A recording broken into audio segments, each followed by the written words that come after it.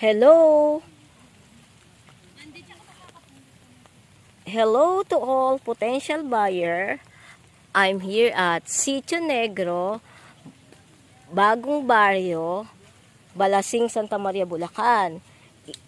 For those who are looking a rest house or residential house na itatayo, this is it.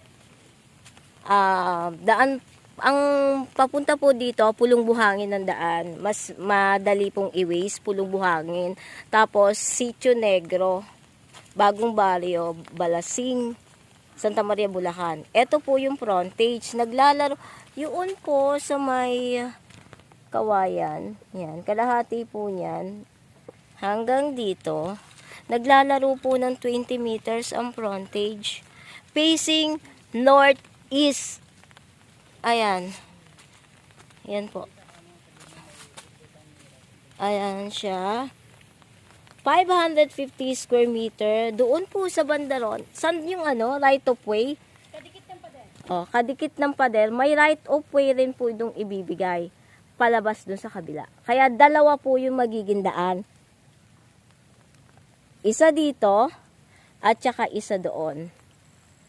Yan, wala nang halos tatambak dito kasi pag pitatayuan nyo po na ba, at take note, flood free.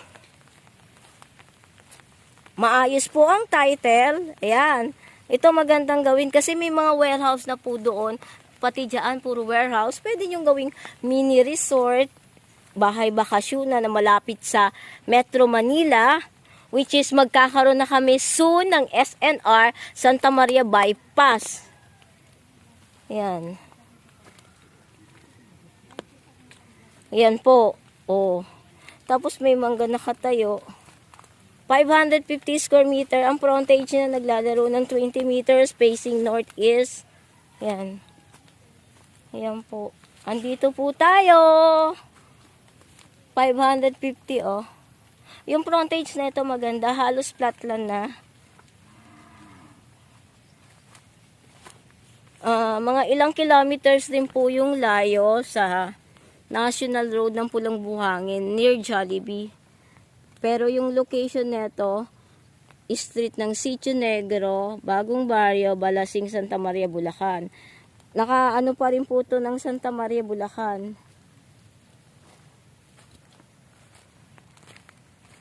Yan.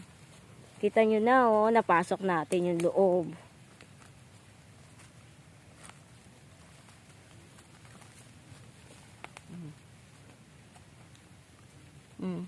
Malawak oh.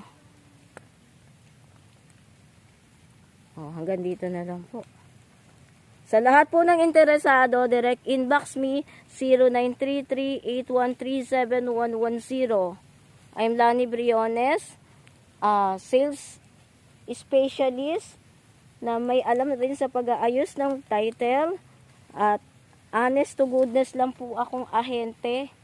Sinasabi ko po yun dapat. Ito po, naganda presyo nito. Yun nga lang, syempre, looban ito. Pero may kalsada, cemented kalsada. Ito po, hindi pa po major rough road. Kunti lang naman po. Oh, ito to, pwede itong tayuan ng tracking. Pwede pumasok ang tracking dito. Uy, may mga dog, oh. Ayan.